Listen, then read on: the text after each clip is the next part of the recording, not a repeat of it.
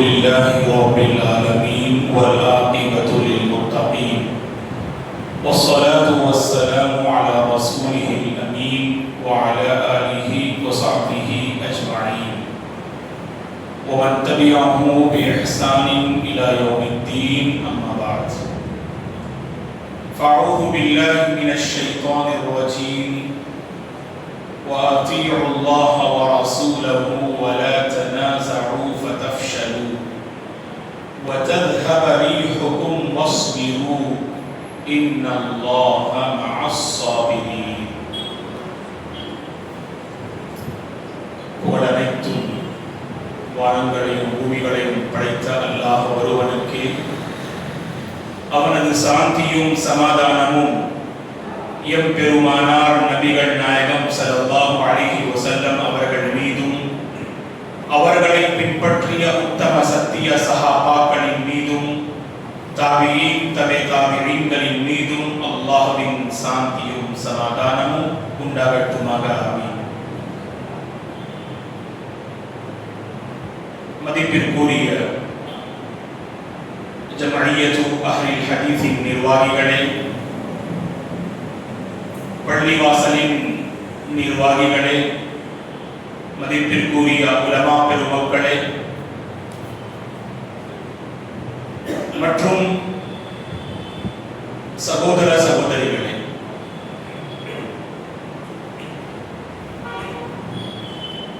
அல்லாஹ்வின் மாபெரும் கிருபையினால் மக்ரிப் தொழுகைக்கு பிறகு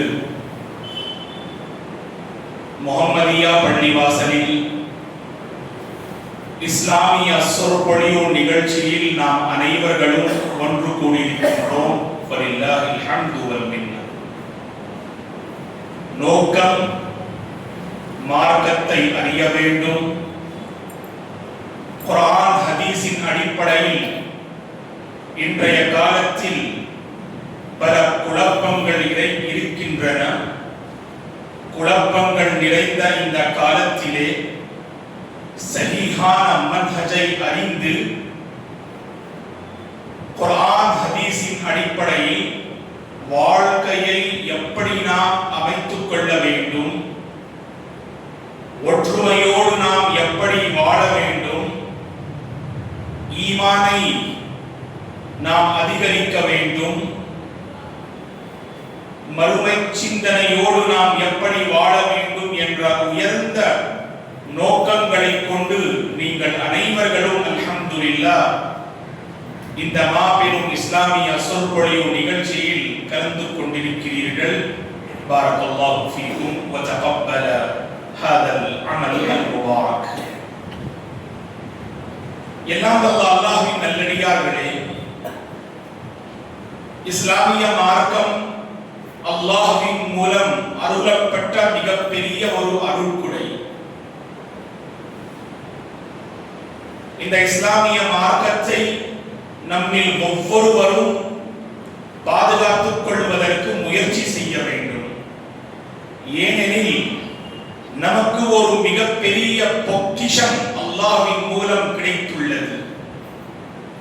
மின் அஅஸமின் நிஅமி ஃபீ ஹாதிஹி துன்யா நிஅமத்துல் இஸ்லாம், நிஅமத்துல் ஹிதாயா, நிஅமத்துஸ் ஸிராத்தில் முஸ்தகீம், நிஅமத்துல் மன்ஹஜில் கவீம், நிஅமத்துல் மன்ஹஜிர் ரப்பானி.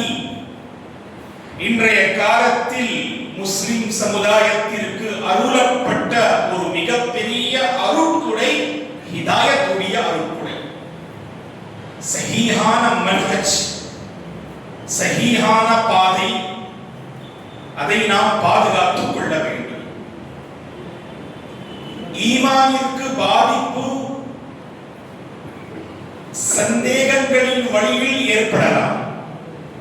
ஆகவே மார்க்க அறிஞர்கள் என்ன கூறுகின்றார்கள் என்றால், முஸ்லிம் சமுதாயத்தில் மீது சுமத்தப்பட்ட ஒரு முக்கியமான கடமை என்னவென்றால், அவர்கள் இந்த இஸ்லாமிய மார்க்கத்தையும் ஈமானையும் அவர்கள் பாதுகாத்துக் கொள்ள வேண்டும். இஸ்லாமிய மார்க்கத்தில் ஏற்படும் சந்தேகங்களுக்கு தீர்வு இஸ்லாமிய மார்க்கத்திலே உள்ளது. ஆகவே முதலில் நாம் சஹீஹான கல்வி, பயன் தரக்கூடிய கல்வி, அல் இல்முன் நாஃபி', அதை நாம் கற்றுக்கொள்ள வேண்டும். மார்க்க அறிஞர்களை கண்ணியப்படுத்த வேண்டும். இதன் மூலம் நாம் நம்முடைய வாழ்க்கையில், கொள்கையில், ஈமானில் ஏற்படும் சந்தேகங்களுக்கு ஒரு சஹீஹான தீர்வை நம்மால் பெற முடியும், அடைய முடியும்.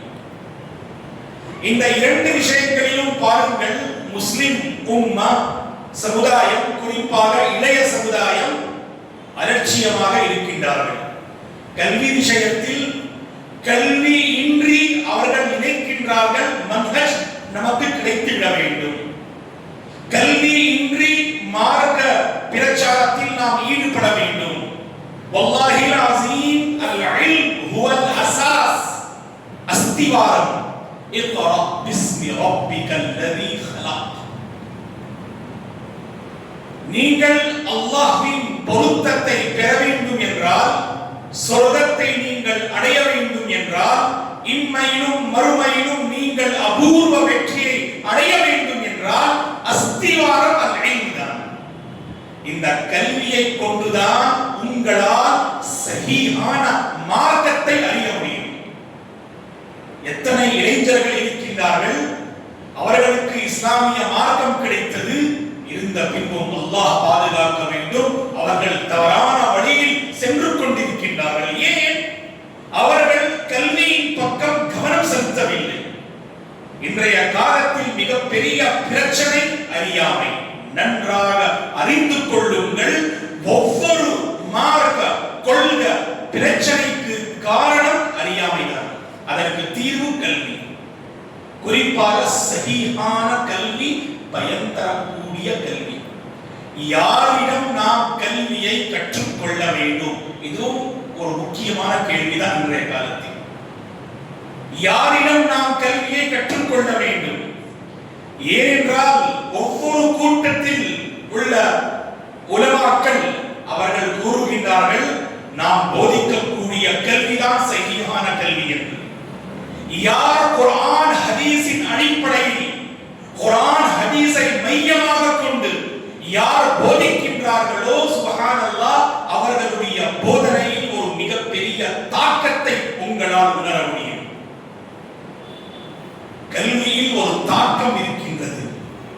அந்த தாக்கத்தை நாம் ஏற்படுத்த வேண்டும் என்றால் குர்ஆன் ஹதீஸின் அடிப்படையில் அந்த கல்வியை நாம் கற்றுக்கொள்ள வேண்டும். சஹாபா பெருமக்களை நீங்கள் பாருங்கள், அவர்களுடைய உள்ளங்களில் சுப்ஹானல்லாஹ் குர்ஆன் சுன்னஹ்விற்கு முக்கியத்துவத்தை அவர்கள் முதலில் உள்ளத்திற்கு அவர்கள் கொடுத்தார்கள்.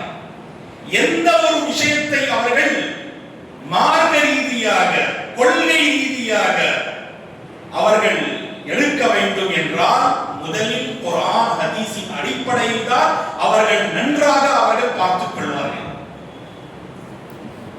சில இளைஞர்கள் அலட்சியமாக இருப்பார்கள். மார்க்கம் என்ற பெயரிலே ஒருவர் ஃபேஸ்புக்கில் ஒரு மெசேஜை ஷேர் செய்கின்றார்கள். என்னவென்றால், சஹீஹ் புகாரியில் வரக்கூடிய இந்த செய்தி என்று,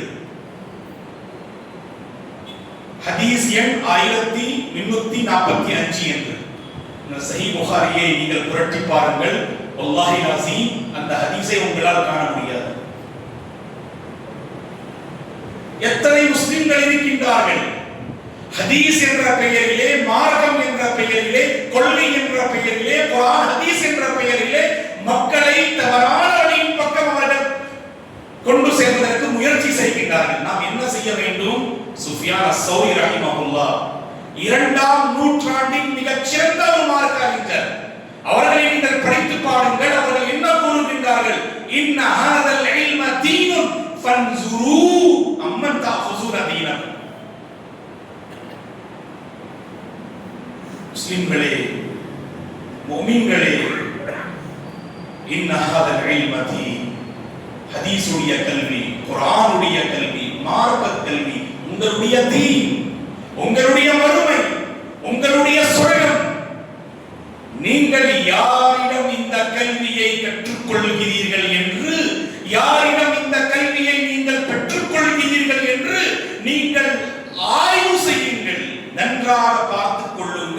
யாரிடம் நீங்கள் இந்த கல்வியை கற்றுக்கொள்கிறீர்கள் என்று.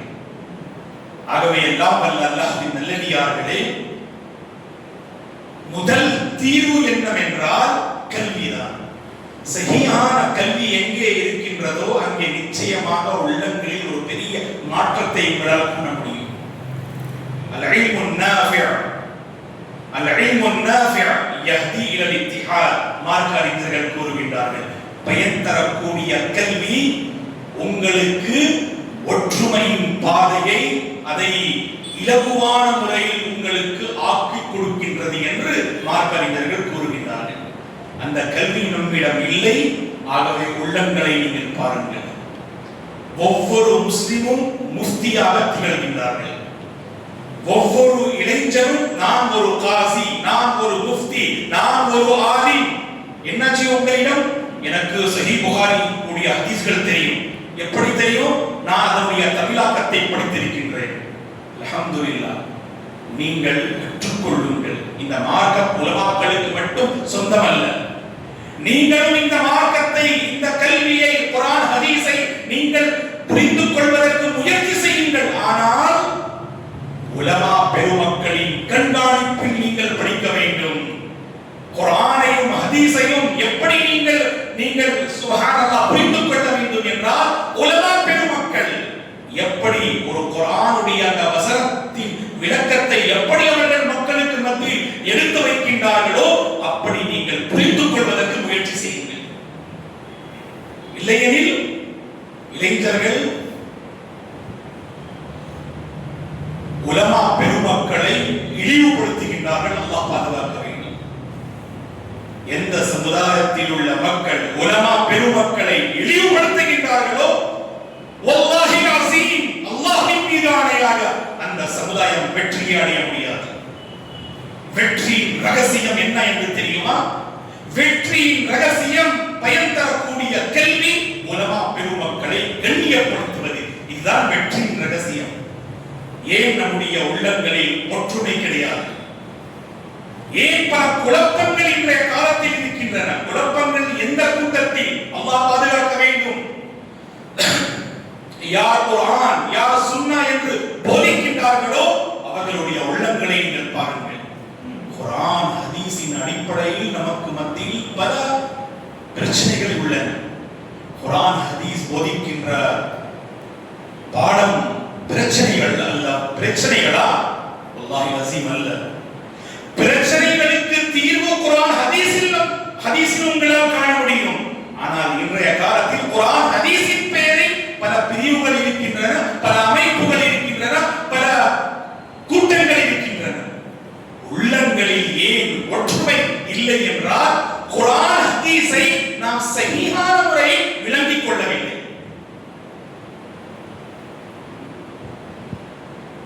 ஒரு இளைஞரிடம் நீங்கள் கேளுங்கள், உங்களுடைய கொள்கை என்னாச்சு என்று. அவர்கள் தெளிவான முறையில் கூறுவார்கள், ஷேக் என்னுடைய கொள்கை என்ன என்று தெரியுமா? குர்ஆன் சுன்னா. குர்ஆன் சுன்னா என்னுடைய கொள்கை என்று அவர் கூறுவார். மாஷா அல்லாஹ், உங்களுடைய ஆர்வத்தை அல்லாஹ் ஏற்றுக்கொள்ள வேண்டும். மார்க்கம் என்ற பெயரிலே உங்களுடைய உள்ளத்தில் இருக்கக்கூடிய இந்த ஆர்வத்தை அல்லாஹ் ஏற்றுக்கொள்ள வேண்டும். ஆனால் நீங்கள் குர்ஆன் ஹதீஸை எப்படி புரிந்து கொள்கிறீர்கள்? மார்க்க அறிஞர்கள், அவர்கள் சலஃபுமார்கள், சஹாபாக்கள், தாபிஈன்கள், அத்பாஉ தாபிஈன்கள் இந்த மார்க்கத்தை எப்படி அவர்கள் புரிந்து கொண்டார்களோ அப்படி நீங்கள் புரிந்து கொள்வதற்கு முயற்சி செய்யவில்லை. மன்ஹஜுனா அல்-குர்ஆன் வஸ்-சுன்னா ஃபீ ضوء فهم السلف الصالح. மார்க்க அறிஞர்கள் தெளிவான முறையில் பதிவு செய்கின்றார்கள். நம்முடைய கொள்கை என்ன? மன்ஹஜ். மன்ஹஜ் என்றால் என்ன? கொள்கை. நீங்கள் சுப்ஹானல்லாஹ் பின்பற்றக்கூடிய பாதையின் பெயர் தான் மன்ஹஜ். நீங்கள் பின்பற்றக்கூடிய பாதையின் பெயர் தான் மன்ஹஜ். மார்க்கம் என்ற பெயரிலே, தீன் என்ற பெயரிலே, கொள்கை என்ற பெயரிலே, அல் கிதாபு வஸ் சுன்னா என்ற பெயரிலே நீங்கள் கடைபிடிக்கக்கூடிய பாதையின் பெயர் தான் மன்ஹஜ். நம்முடைய மன்ஹஜ் என்ன? நம்முடைய பாதை என்ன? எந்த பாதையை நாம் கடைபிடிக்க வேண்டும்? மார்க்க அறிஞர்கள் தெளிவான முறையில் போதிக்கின்றார்கள். அல் கிதாபு வஸ்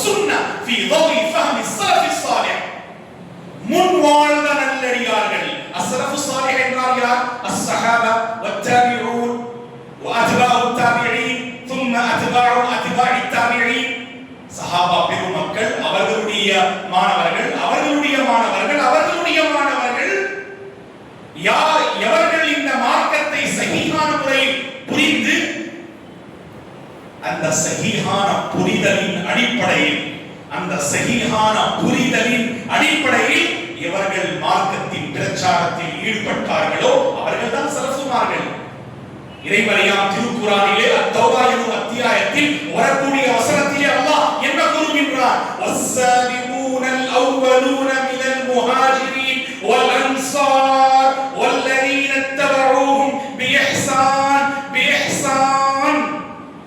முஹாஜிர் சஹாபாக்கள், அன்சார் சஹாபாக்கள், மேலும் இந்த சஹாபாக்களை பின்பற்றக்கூடியவர்கள் எந்த விஷயங்களில்? பிஇஹ்சான், நன்மையான விஷயங்களில்.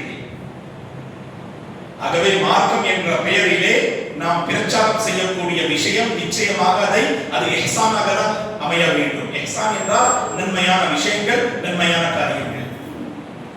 ஆகவே எல்லாம் வல்ல அல்லாஹ்வின் நல்லடியார்களே, மன்ஹஜ் என்றால் நாம் சுப்ஹானல்லாஹ் கடைபிடிக்கக்கூடிய, பின்பற்றக்கூடிய பாதையின் பெயர் தான் மன்ஹஜ். இந்த மன்ஹஜ், இந்த பாதை எப்படி நாம் அமைத்துக் கொள்ள வேண்டும் என்றால் சஹாபா பெருமக்கள் எப்படி அமைத்துக் கொண்டார்களோ அப்படிதான், தாபிஈன்கள் எப்படி அமைத்துக் கொண்டார்களோ அப்படிதான். அல்லாஹ்விற்காக சஹாபா பெருமக்களை இழிவுபடுத்தாதீர்கள். خير جماعة في هذه الأرض بعد الأنبياء. அன்பியாக்களுக்கு பிறகு, நபிமார்களுக்கு பிறகு இந்த பூமியிலே அஹ்லுஸ் சுன்னா வல் ஜமாஅவுடைய கொள்கை என்ன? இந்த உலகத்திலே நபிமார்களுக்கு பிறகு ஒரு சிறந்த கூட்டம் எதுவாக இருந்தது என்றால் சஹாபா பெருமக்களுடைய கூட்டம் தான். அல்லாஹ் குர்ஆனிலே என்ன கூறுகின்றான்? உங்களுடைய ஈமானிற்கு எந்த ஒரு கேரண்டியும் கிடையாது, என்னுடைய ஈமானிற்கு எந்த ஒரு கேரண்டியும் கிடையாது. சஹாபா பெருமக்களுடைய ஈமானை பற்றி அல்லாஹ் கூறுகின்றார் அல் பக்ராவுடைய அத்தியாயத்தில், ஃபைன் ஆமனு பிமிஸ்லி மா ஆமன்தும் பி ஃபகத் இஹ்ததௌ. சஹாபா பெருமக்களே, நீங்கள் எப்படி ஈமானை அமைத்துக் கொண்டீர்களோ, எப்படி நீங்கள் மார்க்கத்தை புரிந்து கொண்டீர்களோ, அப்படி இவர்களும் ஈமானை அமைத்துக் கொண்டால் நிச்சயமாக இவர்கள் சஹீஹான பாதையை அடைந்து விட்டார்கள். யார் கூறுகின்றார்? ரப்பு கூறுகின்றார். எவர்களை பற்றி? சஹாபா பெருமக்களை பற்றி. அவர்களை பற்றி அல்லாஹ் பாதுகாக்க வேண்டும். இன்றைய காலத்தில் ஒரு கூட்டம், ஒரு அமைப்பு இருக்கின்றது. இந்த சஹாபா பெருமக்களை பற்றி அவர் தூரமாக இவர்கள் பேசுகின்றார்கள். ஒரு சஹாபியை பற்றி அல்லாஹ் பாதுகாக்க வேண்டும். உங்களுடைய ஈமானின் பிரச்சனை, உங்களுடைய ஒழுக்கத்தின் பிரச்சனை, உங்களுடைய ஈமானின் பலவீனம் இருக்கின்றது. ஆகவே நீங்கள் சஹாபா பெருமக்களை என்ன செய்கின்றீர்கள்? இழிவுபடுத்துகின்றீர்கள். இன்றைய நவீன காலத்திலே சஹாபா பெருமக்களை விட நாம் மார்க்கத்தை நன்றாக அறிந்து கொள்ள முடியும். அல்லாஹ் அல்லாஹ் அல்லாஹ்வை அஞ்சுங்கள். எல்லாம் வல்ல அல்லாஹ்வின் நல்லடியார்களே, ஹஷருடைய மைதானத்திலே நீங்கள் விசாரிக்கப்படுவீர்கள். ஹஷருடைய மைதானத்திலே நீங்கள் விசாரிக்கப்படுவீர்கள். உங்களுடைய நாவினால் வரக்கூடிய இந்த வார்த்தைகளுக்கு நீங்கள் பதில் கொடுக்க வேண்டும். என்ன கூறுகின்றார்கள்? நவீன காலத்திலே சஹாபா பெருமக்களை விட நாம் இந்த தீனை நன்றாக அறிந்து கொள்ள முடியும். அல்லாஹ் பாதுகாக்க வேண்டும். ரலியல்லாஹு அன்ஹும் வ ரஸூ அன்ஹு. அவர்களுடைய வணக்க வழிபாடுகள், அவர்களுடைய கொள்கை, அவர்களுடைய ஈமான், அவர்களுடைய மறுமை, அல்லாஹ் கூறுகின்றான், அல்லாஹ்வுடைய பொருத்தம் அவர்களுக்கு கிடைத்து விட்டது. அல்லாஹ்வுடைய பொருத்தத்தை அவர்கள் அடைந்து விட்டார்கள், பெற்றுக் கொண்டார்கள். அவர்களுடைய பாதையை நோக்கி தான் நாம் செல்ல வேண்டும். இதுதான் சலஃபுடைய கொள்கை, இல்லையா? சலஃபுடைய கொள்கை என்ன? ஒரு சஹாபியுடைய கருத்து நபிமார்களுடைய கருத்திற்கு முரண்பாடாக இருந்தால் வல்லாஹி அஸீம் சஹாபியுடைய அந்த கருத்திற்கு நாம் முக்கியத்துவம் கொடுக்க கூடாது. இது ஈமானின் அடையாளம். ஏனென்றால் அந்த சஹாபிக்கு அந்த ஹதீஸ், ஒவ்வொரு சஹாபிக்கும் அனைத்து ஹதீசுகள் தெரியும் என்று உங்களால் கூற முடியாது. அவர்கள் தங்களுடைய கல்வியின் அடிப்படையில் மார்க்க பிரச்சாரத்தில் ஈடுபட்டார்கள். பல விஷயங்களை சுப்ஹானல்லாஹ் தங்களுடைய கல்வியை கொண்டு அனுமானம் செய்து அவர்கள் பதிலை கொடுத்தார்கள். ஒரு சஹாபியுடைய கருத்து குர்ஆன் ஹதீஸின் கருத்திற்கு முரண்பாடாக இருந்தால் நாம் எதற்கு முன்னுரிமை கொடுக்க வேண்டும்? அந்த சுன்னஹ்விற்கு தான் நாம் முன்னுரிமை கொடுக்க வேண்டும். இதுதான் மன்ஹஜ். இங்கேதான் சிலர் தவறு செய்கிறார்கள். இப்பொழுது சில இன்ஷா அல்லாஹ் எக்ஸாம்பிள்ஸ் எடுத்துக்காட்டை உங்களுக்கு மத்தியில் நான் எடுத்து வைப்பேன் இன்ஷா அல்லாஹ். பாரக்கல்லாஹு ஃபீக்கும். ஆகவே மன்ஹஜ், இளைய சமுதாயமே கவனமாக கேளுங்கள். மன்ஹஜை நாம் அறிந்து கொள்வதற்கு முயற்சி செய்ய வேண்டும். அதற்கு இரண்டு முக்கியமான விஷயங்கள். ஒன்று, பயன் தரக்கூடிய கல்வியை கற்றுக்கொள்ளுங்கள். உலமா பெருமக்களை கண்ணியப்படுத்துங்கள். உலமா பெருமக்களை நீங்கள் கண்ணியப்படுத்துங்கள். இந்த இரண்டு விஷயங்களின் பக்கம் நீங்கள் கவனம் செலுத்தினால் நிச்சயமாக உள்ளத்தில் ஒரு பெரிய மாற்றம் ஏற்படும். உள்ளத்தில் ஒரு பெரிய மாற்றம் ஏற்படும். இதன் மூலமாக நாம் ஒற்றுமையோடு நாம் வாழ்வதற்கு ஒரு இலகுவான பாதை அல்லாஹ் ஏற்படுத்தி கொடுப்பார். எந்த சமுதாய மக்கள் உலமா பெருமக்களை கண்ணியப்படுத்துகின்றார்களோ அந்த சமுதாயத்தில் உள்ள மக்களை நீங்கள் பாருங்கள். அவர்களுடைய உள்ளங்களில் சுப்ஹானல்லாஹ் இறைவன் ஒற்றுமையை ஏற்படுத்துவார். பிரச்சனைகள் இருக்காது அவ்வளவு. ஆனால் யார் நான் முஃப்தி, நான் காசி, உலமா பெருமக்கள், பாரக்கல்லாஹு ஃபீக்கும், உலமா பெருமக்கள் இந்த மார்க்க விஷயத்தில் அவர்கள் அலட்சியமாக இருக்கின்றார்கள். அவர்கள் அல்லாஹ் பாதுகாக்க வேண்டும். சத்தியத்தை சத்தியம் என்று அவர்கள் மக்களுக்கு மத்தியில் சஹீஹான முறையில் எடுத்து வைப்பது கிடையாது. நான் தான் சத்தியத்தை சத்தியம் என்று, அசத்தியத்தை அசத்தியம் என்று மக்களுக்கு மத்தியில் எடுத்து வைக்கின்றேன் என்று சில இளைஞர்கள் இருக்கின்றார்கள். அவர்கள் உலமா பெருமக்களை கொண்டு என்ன செய்கின்றார்கள்? தவறான பிரச்சாரத்தில் ஈடுபடுகின்றார்கள். அல்லாஹ் பாதுகாக்க வேண்டும். சில இளைஞர்கள் இருக்கின்றார்கள்.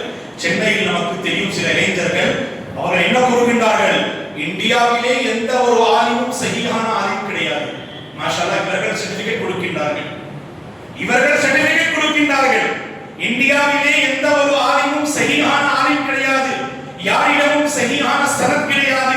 யாரிடமும் சஹீஹான அந்த சுப்ஹானல்லாஹ் அந்த சான்றிதழ் கிடையாது, ஷஹாதா கிடையாது. ஏனென்றால் நம்மிடம் சுப்ஹானல்லாஹ் அந்த சனத் வர வேண்டும் என்று. தவறான விஷயங்களை அல்லாஹ்விற்காக நீங்கள் மக்களுக்கு மத்தியில் எடுத்து வைக்காதீர்கள். எல்லாம் வல்ல அல்லாஹ்வின் நல்லடியார்களே, மார்க்கம் ஒரு அமானிதம்.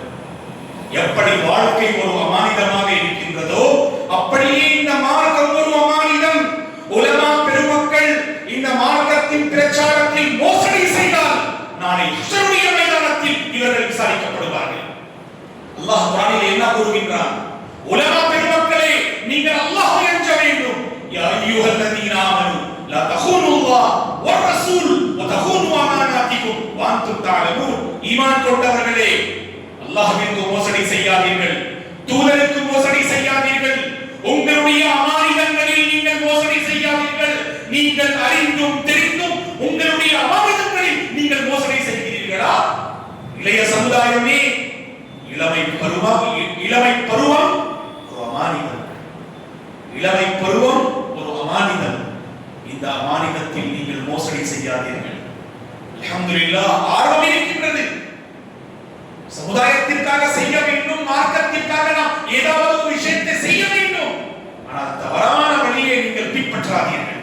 தவறான விஷயத்தை நீங்கள் பின்பற்றாதீர்கள். ஆகவே இரண்டு முக்கியமான அஸ்திவாரத்தை நான் உங்களுக்கு மத்தியில் பகிர்ந்து கொண்டேன். முதலிலே ஈமானை நாம் பாதுகாத்துக் கொள்ள வேண்டும். அந்த ஈமானை நாம் பாதுகாத்துக் கொள்ள வேண்டும் என்றால் இரண்டு விஷயங்களின் பக்கம் நாம் கவனம் செலுத்த வேண்டும். ஒன்று கல்வி, குறிப்பாக பயன் தரக்கூடிய கல்வியை நாம் கற்றுக்கொள்ள வேண்டும். இரண்டாவது உலமா பெருமக்களை நாம் கண்ணியப்படுத்த வேண்டும். பயன் தரக்கூடிய கல்வியில் உங்களுடைய மன்ஹஜை நீங்கள் அறிந்து கொள்ளுங்கள். நீங்கள் பின்பற்றக்கூடிய பாதை எப்படி அமைய வேண்டும் என்று உலமா பெருமக்களிடம் சென்று சலஃபுமார்களுடைய சுப்ஹானல்லாஹ் வழிமுறையின் அடிப்படையில் யார் இஸ்லாமிய பிரச்சாரத்தில் ஈடுபடுகின்றார்களோ அவர்களிடம் சென்று இந்த மார்க்கத்தை நீங்கள் அறிந்து கொள்ளுங்கள். இப்பொழுது ஒரு கேள்வி என்னவென்றால், இரண்டு கேள்விகள் இருக்கின்றன. இரண்டு ஃபர்ஸ்ட் கேள்வினா, ஏன் ஷேக் மாஷா அல்லாஹ் நம்மிடம் குர்ஆன் சுன்னாவுடைய அந்த மன்ஹஜ் கொள்கை இருக்கின்றது, மாஷா அல்லாஹ் ஏகத்துவம் தௌஹீத் வாதிகள் நாம் ஏகத்துவத்தில் மாஷா அல்லாஹ் இருக்கின்றோம். இருந்த பின்பும் நாம் சமுதாயத்தில் பார்க்கின்றோம் அதிகமான பிரச்சனை யார் குர்ஆன் சுன்னாவை அடிப்படையாக கொண்டு போதிக்கின்றார்களோ அவர்களுடைய கூட்டத்தில் தான் இருக்கின்றது. குறிப்பாக அஹ்லுல் ஹதீஸ் மன்ஹஜுஸ் ஸலஃப் என்று போதிக்கக்கூடிய மக்களிடம் பல பிரச்சனைகள், குறிப்பாக தமிழ்நாடு, பாண்டிச்சேரி, அல்லாஹ் பாதுகாக்க வேண்டும். இது ஒரு முதல் கேள்வி. பிரச்சனைகள் ஏன் அதிகமாக இருக்கின்றது? இரண்டாவது, நம்முடைய கூட்டத்தில் ஒற்றுமை ஏன் இல்லை? ஒரே ஒரு சுப்ஹானல்லாஹ் நீங்கள் பார்க்கலாம், ஊரிலே 2, 3, 4 பள்ளிவாசல்கள் இருக்கின்றது என்றால் அல்லாஹ் பாதுகாக்க வேண்டும், அல்லாஹ் பாதுகாக்க வேண்டும். 4 பள்ளிவாசல்கள் அந்த அஹ்லுல் ஹதீஸுடைய பள்ளிவாசல்கள் என்றால் ஒவ்வொரு பள்ளிவாசலின் நிர்வாகிகள் அல்லாஹ் பாதுகாக்க வேண்டும். அவர்களுடைய சிந்தனை மற்றொரு பள்ளிவாசலின் நிர்வாகிகளின் சிந்தனைக்கு முற்றிலும் முரண்பாடாக இருக்கும். இவர்களுடைய நோக்கமே என்ன? நான் முரண்பாடு செய்ய வேண்டும், நான் ஒற்றுமை, அதை நீங்கள் பேசாதீர்கள். ஏன்? குர்ஆன் ஹதீஸின் தாக்கம் உள்ளத்தில் ஏற்பட்டால் நிச்சயமாக நாம் குர்ஆன் சுன்னாவிற்கு முற்றிலும் கட்டுப்பட்டு வாழுவோம். ஏதாவது பிரச்சனை ஏற்படும் உங்களுக்கு மத்தியில். ஃபார் எக்ஸாம்பிள் பாண்டிச்சேரி இந்த பகுதியில் ஒரு பிரச்சனை வருகின்றது.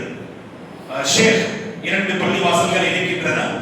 அந்த பள்ளிவாசலின் நிர்வாகிகளுடைய கருத்து இது, இந்த பள்ளிவாசலின் நிர்வாகிகளின் கருத்து இதுவாக இருக்கின்றது. அப்போ தீர்வு செய்யக்கூடியவர் யாரு? தீர்வு செய்யக்கூடியவர்கள் மன்னிக்க வேண்டும், நிர்வாகிகள் அல்ல. யாரிடம் சஹீஹான கல்வி இருக்கின்றதோ, மார்க்க அறிஞர்கள் குர்ஆன் ஹதீஸின் அடிப்படை உங்களுக்கு மத்தியில் தீர்வை அவர்கள் எடுத்து வைப்பார்கள்.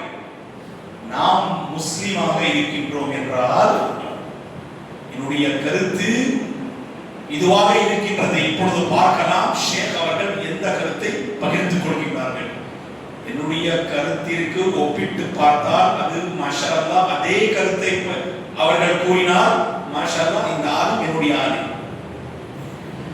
அவரை குர்ஆன் ஹதீஸின் அடிப்படையில் சரியான கருத்தை எடுத்து வைத்தால் அந்த கருத்து உங்களுடைய கருத்திற்கு முரண்பாடாக இருந்தால் அப்பொழுதுதான் பிரச்சனை ஏற்படுகின்றது. இல்லை, ஆலிம் இவர் சரியான முறையில் பேசுவதை கிடையாது. குர்ஆன் ஹதீஸின் அடிப்படையில் உங்களுக்கு மத்தியில் சுப்ஹானல்லாஹ் அஃதல் எது, மஃஸூல் எது, நன்மை எது, தீமை எது, சத்தியம் எது, அசத்தியம் எது, சுன்னாவுடைய பாதை எது, சுன்னாவிற்கு முரண்பாடான பாதை என்று தெளிவான முறையில் சுன்னாவின் அடிப்படையில் அவர்கள் எடுத்து வைக்கின்றார்கள் என்றால் நம்முடைய உள்ளத்தில் அந்த ஈமான் இருக்கின்றதா? சரி, நான் உங்களிடம் கேட்கின்றேன், எத்தனை இமாம்கள் இருக்கின்றன மோஸ்ட்லியா இந்த உலகத்திலே? எத்தனை இமாம்களை மக்கள் பின்பற்றுகின்றார்கள் கூறுங்கள். எத்தனை இமாம்கள்? ரொம்ப ஃபேமஸான இமாம்கள் யார்? 4. பாரக்கல்லாஹு ஃபீக்கும். இமாம்கள் அதிகமாக இருக்கின்றார்கள். இருந்த பின்பும் அல்லாஹ்வின் மூலம் 4 இமாம்களுக்கு மாஷா அல்லாஹ் இந்த ஒரு மிகப்பெரிய அந்தஸ்து கிடைத்தது.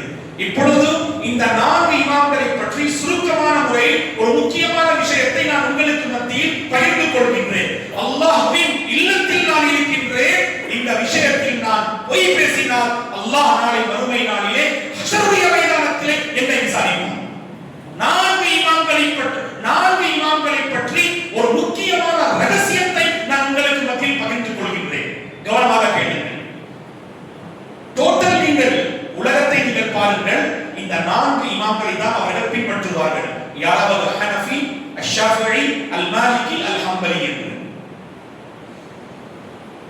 ஆக்சுவலி நீங்கள் பாத்தீங்களா 4 இமாம்களுடைய அந்த வரலாற்றை ஃபர்ஸ்ட் வரலாற்று ரீதியாக முதல் சுப்ஹானல்லாஹ் நூற்றாண்டிலே இமாம் அபூ ஹனீஃபா ரஹிமஹுல்லாஹ் அவர்கள் பிறக்கின்றார்கள். அதன் பிறகு இமாம் மாலிக் ரஹிமஹுல்லாஹ் அவர்கள் 2ஆம் நூற்றாண்டிலே அவர்களுடைய மாஷா அல்லாஹ் தலை சிறந்த ஹித்மாத்துகள் இருக்கின்றன. அதே 2ஆம் நூற்றாண்டிலே இமாம் ஷாஃபிஈ ரஹிமஹுல்லாஹ், இமாம் ஷாஃபிஈக்கு பிறகு 2ஆம் நூற்றாண்டின் கடைசி பகுதியிலும் 3ஆம் நூற்றாண்டின் ஆரம்ப பகுதியிலும் இமாம் அஹ்மத் இப்னு ஹம்பல் ஹம்பல், இமாம் அஹ்லு சுன்னah வல் ஜமாஅ, இவர்கள் மாஷா அல்லாஹ் மார்க்க பிரச்சாரத்தில் ஈடுபடுகின்றார்கள்.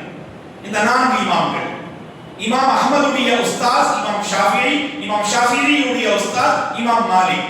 ஆனால் இமாம் மாலிக் இமாம் அபூ ஹனீஃபா ரஹிமஹுல்லாஹ் அவர்களை சந்திக்கவில்லை என்று பல மார்க்க அறிஞர்கள் கூறுகின்றார்கள். ஆனால் இமாம் ஷாஃபிஈ இமாம் மாலிக்கை சந்தித்திருக்கின்றார்கள். இமாம் ஷாஃபிஈயுடைய மாணவர் யார் என்றால் இமாம் அஹ்மது இப்னு ஹம்பல் ரஹிமஹுல்லாஹ். இந்த 4 இமாம்களின் ஒரு ரகசியத்தை நான் உங்களுக்கு மத்தியில் கூறுகின்றேன். 4 இமாம்கள் அவர்களுடைய கொள்கை எதுவாக இருந்தது என்று தெரியுமா? அவர்கள் அஹ்லுல் ஹதீஸாக இருந்தார்கள். அதற்கு ஆதாரங்களையும் நான் உங்களுக்கு மத்தியில் எடுத்து வைப்பேன். 4 இமாம்களும் அஹ்லுல் ஹதீஸாக இருந்தார்கள். இப்பொழுது நீங்கள் கேட்கலாம், ஷேக் அஹ்லுல் ஹதீஸ் என்று நீங்கள் கூறுகிறீர்கள், அஹ்லுல் ஹதீஸ் என்றால் என்ன? எத்தனை இளைஞர்கள் இருக்கின்றார்கள், அவர்களுக்கு அஹ்லுல் ஹதீஸின் அந்த பொருள் அவர்களுக்கு தெரியாது.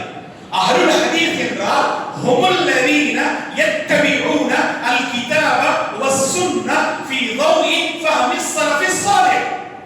அஹ்லுல் ஹதீஸ் என்றால் யார் குர்ஆனையும் சுன்னாவையும் பின்பற்றுகின்றார்களோ, சலஃபுமார்களின் அடிப்படையில் அவர்கள் எப்படி இந்த மார்க்கத்தை புரிந்து கொண்டார்களோ, அவர்களுடைய புரிதலின் அடிப்படையில் யார் குர்ஆன் சுன்னாவை பின்பற்றுகின்றார்களோ அவர்கள் தான் அஹ்லுல் ஹதீஸ். நீங்கள் ஹனஃபியாக இருக்கலாம், ஷாஃபிஈயாக இருக்கலாம், ஹம்பலியாக இருக்கலாம், ஆனால் நீங்கள் பின்பற்றக்கூடிய அந்த கொள்கை அஹ்லுல் ஹதீஸுடைய கொள்கையாக இருக்க வேண்டும். எப்படி? முதல் இமாமை நாம் எடுக்கலாம். இமாம் அபூ ஹனீஃபா ரஹிமஹுல்லாஹ், நுஅமான் பின் சாபித், மிகச் சிறந்த ஒரு மார்க்க அறிஞர். அல்லாஹு அக்பர். இமாம் ஷாஃபிஈ அவர்கள் என்ன கூறுகின்றார்கள் என்று தெரியுமா? சிலர் இன்றைய காலத்தில் இளைஞர்கள் இமாம் அபூ ஹனீஃபாவை பற்றி தவறான விஷயங்களை மக்களுக்கு மத்தியில் எடுத்து வைக்கின்றார்கள். இமாம் அபூ ஹனீஃபா இல்லை, அவர்கள் சுன்னாவிற்கு விரோதியாக இருந்தார்கள், அவர்களுடைய கருத்துக்கள் சுன்னாவிற்கு முரண்பாடான கருத்துக்களாக இருந்தது. முதலில் இமாம் அபூ ஹனீஃபாவை பற்றி நீங்கள் அறிந்து கொள்ளுங்கள். இமாம் அபூ ஹனீஃபா யார் என்று தெரியுமா?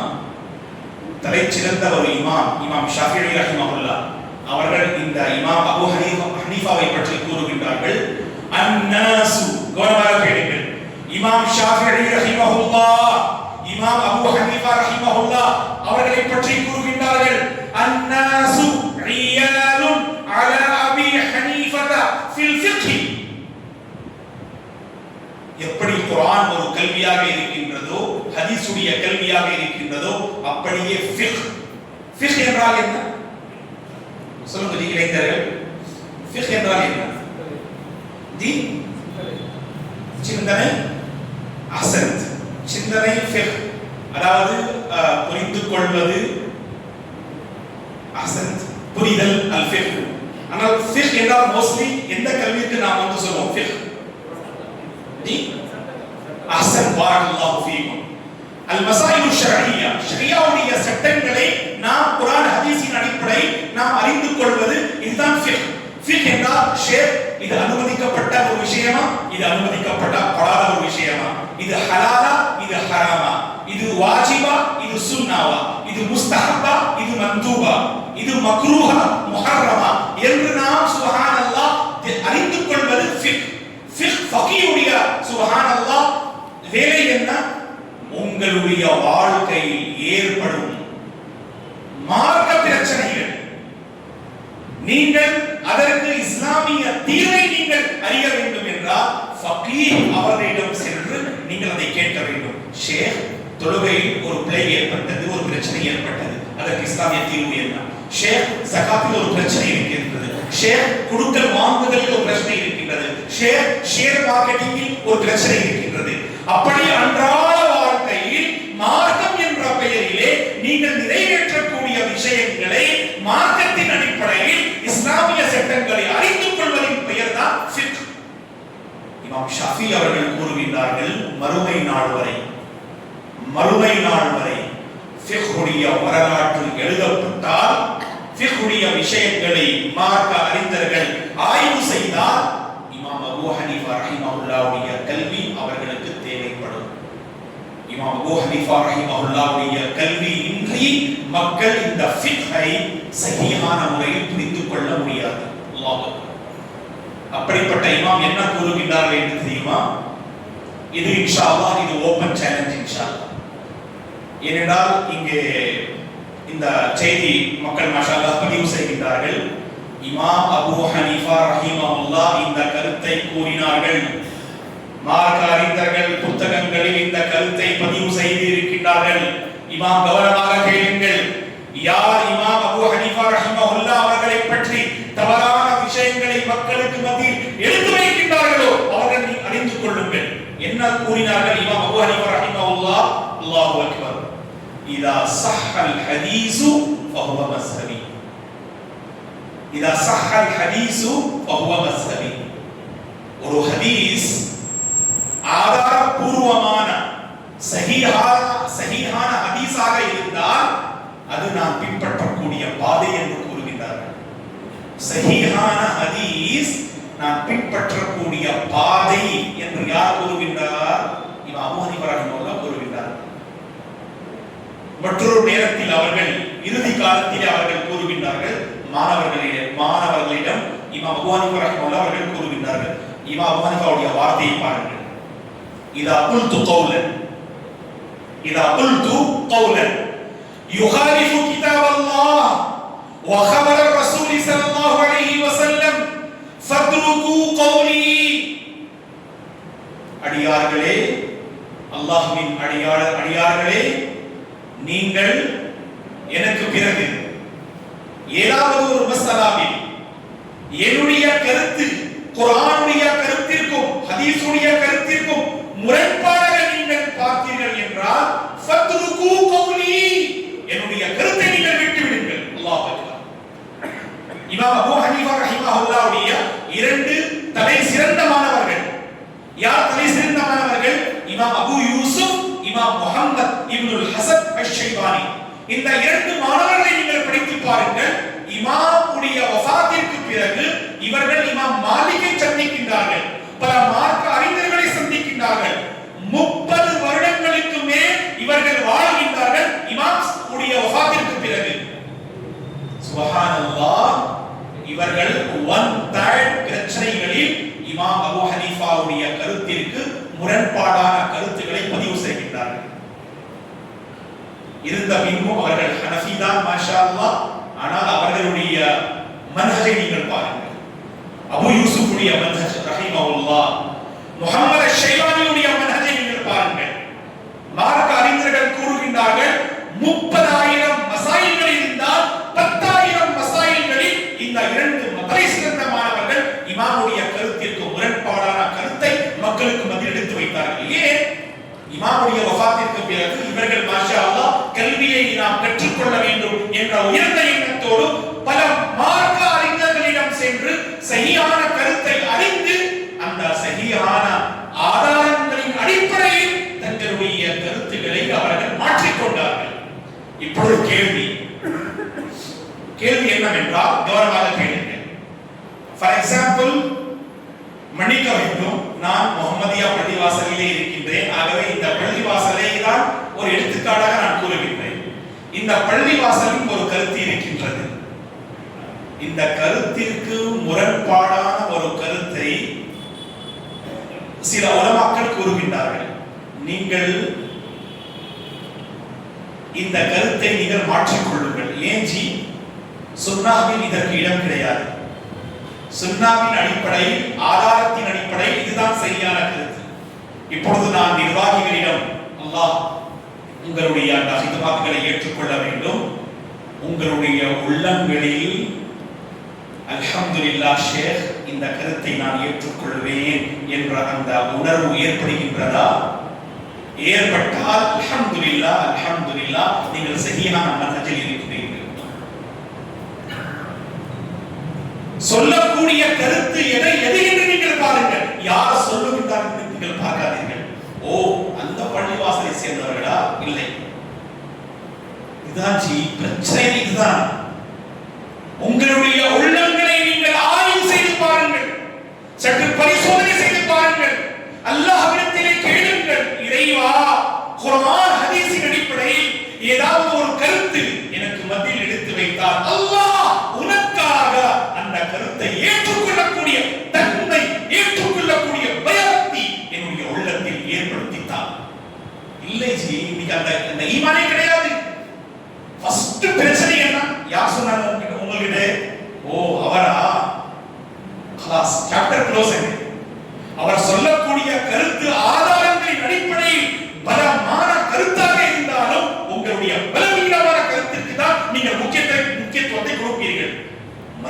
இருந்த பின்னும் நீங்கள் என்ன சொல்வீங்க? ஷேக், நான் மன்ஹஜ், நான் கொள்கைவாதி, நான் அஹ்லுல் ஹதீஸ், நான் குர்ஆன் சுன்னவை பின்பற்றக்கூடியவன். அல்லாஹ்வின் மீது ஆணையாக யார் குர்ஆன் சுன்னவை பின்பற்றுகின்றார்களோ அவர்களுடைய அடையாளம் இது கிடையாது. இமாம் அபூ ஹனீஃபாவை பாருங்கள், இதா ஸஹ்ஹல் ஹதீஸ் ஃபஹுவ மஸ்ஹபி. இந்த கருத்தை மனப்பாடம் செய்யுங்கள். சிறிய கருத்து தான் இது. ஒரு ஹதீஸ் சஹீஹாக இருந்தால் அதுதான் பின்பற்றக்கூடிய பாதை. அல்லாஹு அக்பர். ஃபஹுவ மஸ்ஹபி என்று கூறினார். இரண்டாவது இமாம் யார்? இமாம் மாலிக் ரஹிமஹுல்லாஹ். இமாம் மாலிக்குடைய கருத்தை பாருங்கள். அல்லாஹு அக்பர். இமாம் மாலிக்குடைய சுப்ஹானல்லாஹ் சிறப்பு அம்சம் என்ன என்று தெரியுமா? மாஷா அல்லாஹ், முழு வாழ்க்கை மதீனா நகரத்திலே அவர்கள் சுப்ஹானல்லாஹ் தன்னுடைய வாழ்க்கையை அர்ப்பணித்து விட்டார்கள் மதீனா நகரத்திலே. அல்லாஹு அக்பர். ஆகவே இவர்களுடைய லகப் என்னவென்றால் இமாமு தாரில் ஹிஜ்ரா. தாருல் ஹிஜ்ரா என்றால் மதீனா. தாருல் ஹிஜ்ராவுடைய இமாம் மாலிக் இரண்டாவது தலை சிறந்த ஒரு மார்க்க அறிஞர். இவர்கள் சுப்ஹானல்லாஹ் அல்லாஹ்வின் தூதரின் பள்ளிவாசலில் அமர்ந்து இவர்கள் என்ன கூறுகின்றார்கள்? மக்களே, இன்னமா அன பஷர், நான் ஒரு மனிதன் தான், சாதாரண ஒரு மனிதன் தான். உக்தியு வௌசி. அல்லாஹு அக்பர், அல்லாஹு அக்பர். இவர்கள் என்ன கூறுகின்றார்கள்? கவனமாக கேளுங்கள். இமாம் மாலிக்குடைய கருத்து, நான் ஒரு மனிதன், மார்க்கம் என்ற பெயரிலே நான் உங்களுக்கு மத்தியில் உங்களுடைய சுப்ஹானல்லாஹ் பிரச்சனைகளை, அதற்கு இஸ்லாமிய தீர்வை நாம் வழங்கும் பொழுது நான் என்னுடைய கருத்து அது சஹீஹாகவும் இருக்கலாம், தவறாகவும் இருக்கலாம். நான் ஒரு மனிதன் தான். அவர்கள் என்ன கூறுகின்றார்கள்? ஃபகுல்லு மா வாஃபகல் கிதாப வஸ்ஸுன்னஹ ஃபஹுது வகுல்லு மா லம் யுவாஃபிகில் கிதாப வஸ்ஸுன்னஹ ஃபதஉ. இவர்கள் என்ன கூறுகின்றார்கள்? என்னுடைய கருத்தை குர்ஆன் ஹதீஸை அடிப்படையாக கொண்டு அதை நீங்கள் ஒப்பிட்டு பாருங்கள். என்னுடைய கருத்தை குர்ஆன் சுன்னாவிற்கு ஒப்பிட்டு பாருங்கள். அந்த கருத்து சுப்ஹானல்லாஹ் குர்ஆன் சுன்னாவிற்கு சுப்ஹானல்லாஹ் சமமாக இருந்தால் அதை நீங்கள் மனதால் ஏற்றுக்கொள்ளுங்கள். அந்த கருத்து குர்ஆன் சுன்னாவிற்கு முரண்பாடாக இருந்தால் என்னுடைய கருத்தை நீங்கள் வெற்றி விடுங்கள். குர்ஆன் சுன்னாவுடைய கருத்தை எடுத்துக்கொள்ளுங்கள். இமாம் மாலிக்குடைய கருத்து. நீங்கள் புத்தகங்களை இமாம் மாலிக்குடைய கருத்தை உங்களால் காண முடியும். மாலிகியா இந்த ரகசியத்தை அவர்களால் என்ன செய்ய முடியாது? சுப்ஹானல்லாஹ், இல்லை இது பொய் என்று அவர்களால் கூற முடியாது. ஏனென்றால் வரலாற்று புத்தகங்களிலே மார்க்க அறிஞர்கள் இமாம் மாலிகை பற்றி பதிவு செய்துள்ளார்கள். மூன்றாவது இமாம் ஷாஃபி. கவனமாக கேளுங்கள். இமாம் அபூ ஹனீஃபாவுடைய கருத்து எதுவாக இருந்ததோ same exact as it is இமாம் ஷாஃபியுடைய கருத்து. இதா ஸஹ்ஹல் ஹதீஸ் ஃபஹுவ மஸ்ஹபி.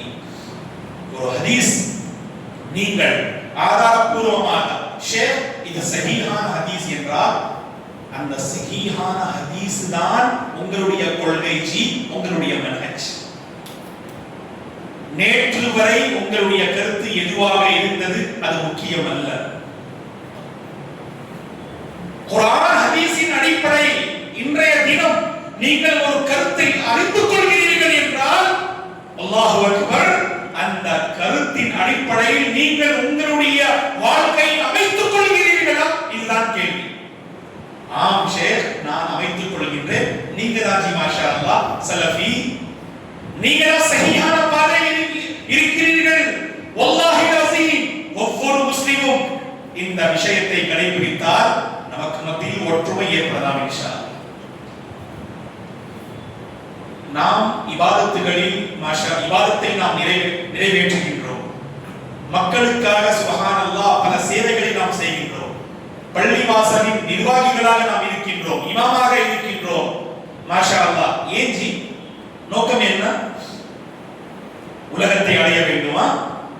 உலகத்தை அடைய வேண்டும் என்றால் உங்களுடைய பிசினஸ் இருக்கின்றது. அல்லாஹ் அதில் பரக்கத்தை ஏற்படுத்த வேண்டும்.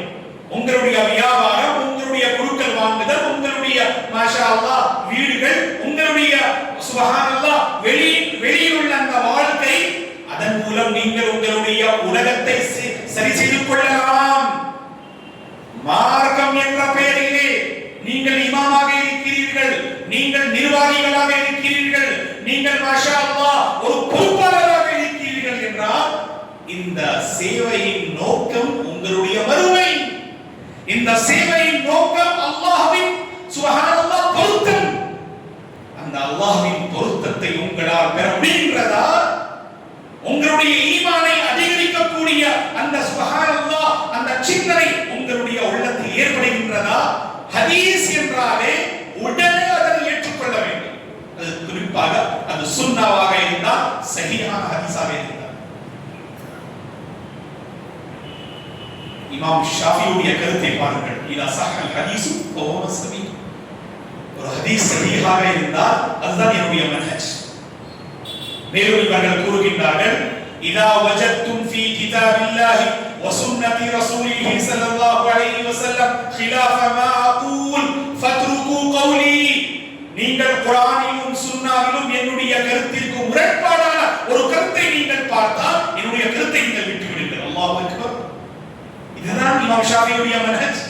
அஹ்லுல் ஹதீஸுடைய கொள்கையும் இதுதான். ஒற்றுமையோடு நீங்கள் வாழ வேண்டும் என்றால் இந்த கருத்தை நீங்கள் சுப்ஹானல்லாஹ் ஏற்றுக்கொள்ளுங்கள்.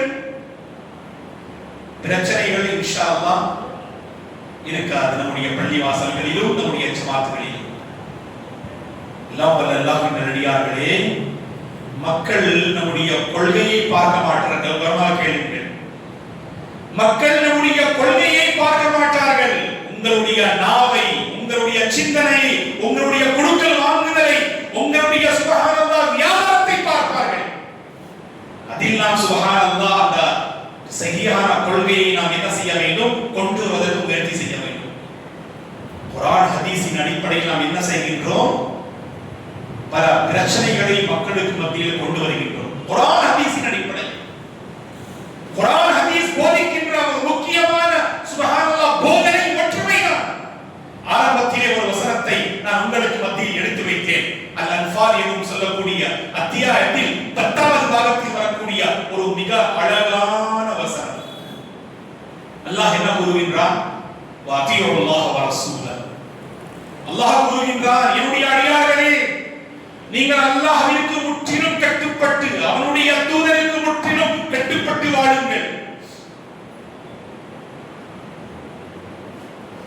உங்களுக்கு மத்தியில் இந்த தவறான அமைப்புகள், கூட்டங்கள், பிரச்சாரங்கள் இருக்கக்கூடாது. இல்லையெனில் உங்களால் வெற்றியை அடைய முடியாது. நீங்கள் தோல்வி அடைந்து விடுவீர்கள். உங்களால் வெற்றி அடைய முடியாது. மேலும் சமுதாயத்தில் உங்களுடைய அந்தஸ்து இருக்காது. அருள் ஹதீஸை பார்த்து மக்கள் என்ன நினைக்கின்றார்கள்? அருள் ஹதீஸ் என்றாலே பிரச்சனை தான். இல்லை ஜி, பிரச்சனை கிடையாது. பிரச்சனைகளுக்கு தீர்வனா? நாம் பிரச்சனைகள் அல்ல. அந்த பிரச்சனைகளுக்கு, சமுதாயத்தின் மார்க்கத்தில் ஏற்படும் பிரச்சனைகளுக்கு தீர்வு அல்லாஹ்வின் மீது ஆணையாக அருள் ஹதீஸ் தான் கூறுவார்கள். ஆனால் இப்பொழுது நம்முடைய முகம் எப்படியாக இருக்கின்றது? நாம் எங்கே சென்றாலும் இவர்கள் என்ன செய்கின்றார்கள்? இவர்கள் பிரிவினை பற்றி தான் பேசுகின்றார்கள், ஒற்றுமை பற்றி பேசுவதை கிடையாது. தாக்கம் இல்லை ஜி, நம்முடைய நாவிலே தாக்கம் கிடையாது. நாவிலே தாக்கம் ஏன் இல்லை என்றால் அமலில் தாக்கம் கிடையாது. 2 இளைஞர் மாஷா அல்லாஹ் நோன்புடைய காலத்திலே 20 ரகாத்தா 8 ரகாத்தா வித்தர் எப்படி தொழ வேண்டும் என்று ஒரு விவாதம் நடக்கும். அங்கே அவருக்கு தராவி தொழுவதற்கு பாக்கியம் கிடைக்காது, வித்ர் தொழுவதற்கு பாக்கியம் கிடைக்காது.